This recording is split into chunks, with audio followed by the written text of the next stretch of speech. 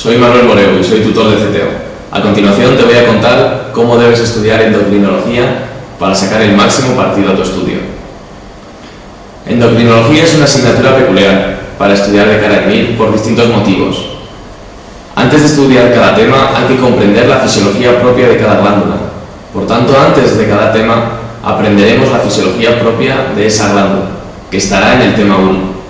Esto quiere decir que antes de empezar a ver un tema debes repasar la fisiología sobre ese tema que encontrarás en el tema 1. No hay un tema que agrupe la mayoría de las preguntas, sino que son 5 temas los más preguntados y que debes dominar sin duda. Por tanto, hay una gran distribución de las preguntas y debemos concentrarnos en esos 5 temas más preguntados. Es una asignatura de procesos y, por tanto, la correcta comprensión de estos procesos explica la clínica o el diagnóstico. Esto quiere decir que debes comprender las patologías antes de estudiarlas, con lo cual pregunta las dudas que te surjan en la comprensión de estos temas. A pesar de no ser el más importante de todos, es conveniente empezar con el tema 2, por la importancia que tiene la hipófisis en la regulación endocrina. A continuación, voy a comentarte qué material de estudio es el mejor para afrontar esta asignatura. Manual. El manual de endocrinología es muy bueno para el MIR. Los recuerdos son muy acertados y las tablas sirven para aclarar bastante el tema.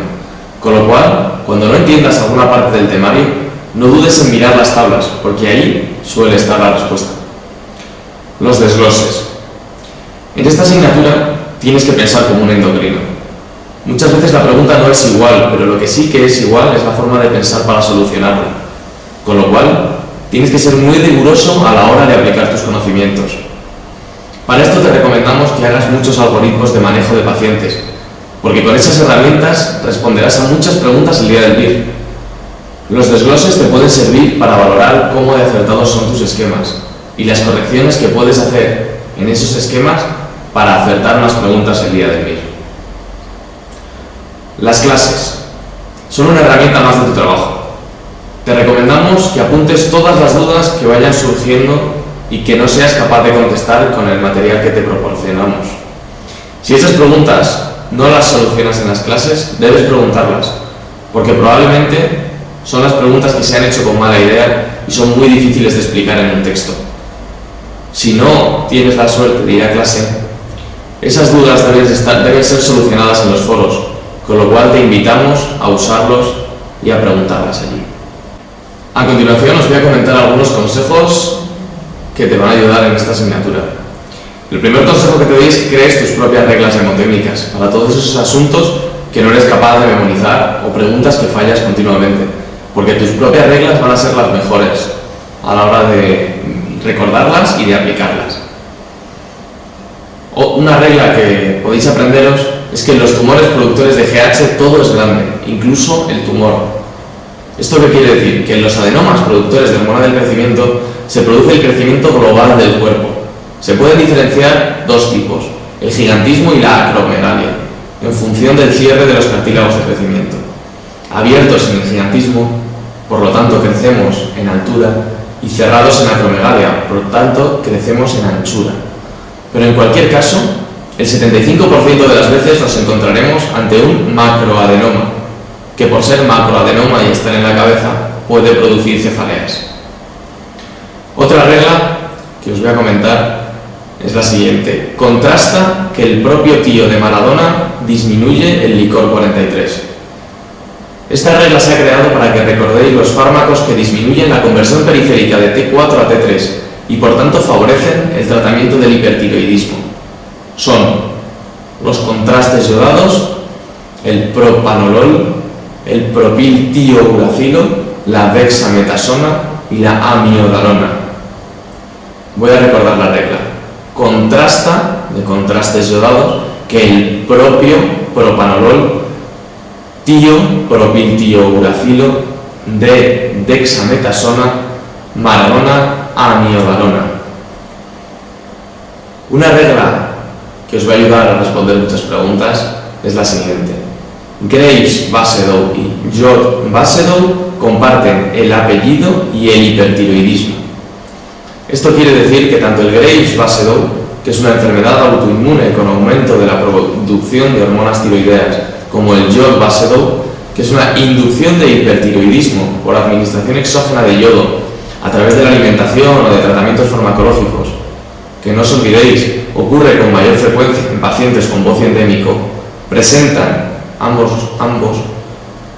clínicamente un hipertiroidismo, a diferencia del efecto Wolff-Chaikoff, donde por el bloqueo de la organificación del yodo se produce hipotiroidismo.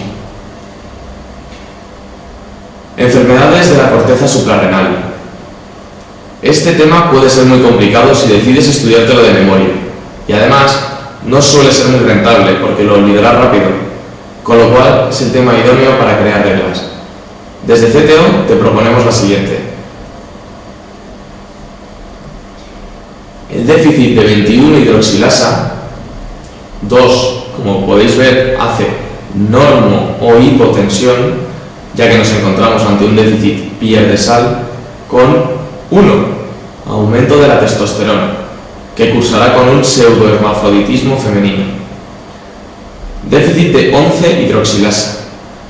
El primer 1 nos indica una hipertensión por elevación de la DOCA y el segundo 1 un aumento de la testosterona y por tanto pseudohermafroditismo femenino. Déficit de 17-hidroxilasa. El 1 indica hipertensión, como hemos dicho anteriormente, y el 7 podemos dibujarlo como una flecha hacia abajo, déficit de testosterona. En este caso, al no existir testosterona, se producirá un pseudohermafroditismo masculino.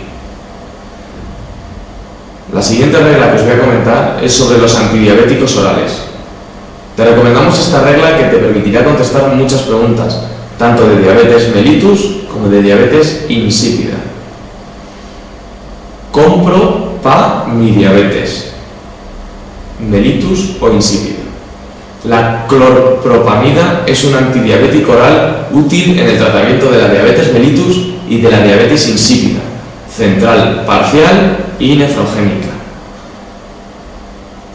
Es decir, la clorpropamida es un antidiabético que se usa en el tratamiento de la diabetes mellitus y además lo podemos usar en el tratamiento de la diabetes insípida, en la central parcial, no en la total, y en la nefrogénica. Hiperlipoproteinemias. Probablemente, cuando te enfrentes a la composición de las lipoproteínas, el desánimo se haga fuerte en ti y decidas o no estudiarlas o morir estudiándolas. Como ninguna de estas opciones es buena, tanto no estudiarlas como morir estudiándolas, desde CTO te recomendamos la siguiente regla mnemotécnica. Que lo lave Inma, ¿vale, Vicky? En esta regla cada palabra es un tipo de lipoproteína. De esta manera, la primera palabra, que, nos recuerda a los kilomicrones. La segunda palabra, lo, nos recuerda el LDL. La tercera palabra, lave, nos recuerda el LDL y el VLDL. La cuarta palabra será el cuarto tipo de hiperlipoproteinemia, INMA, IDL. La quinta palabra o quinto tipo de hiperlipoproteinemia, que es vale, nos recuerda el VLDL y el LLDL. La sexta palabra, que es Vicky, nos recuerda que la hiperlipoproteinemia tipo 6 se caracteriza por un aumento de las VLDL y de los kilomicrones.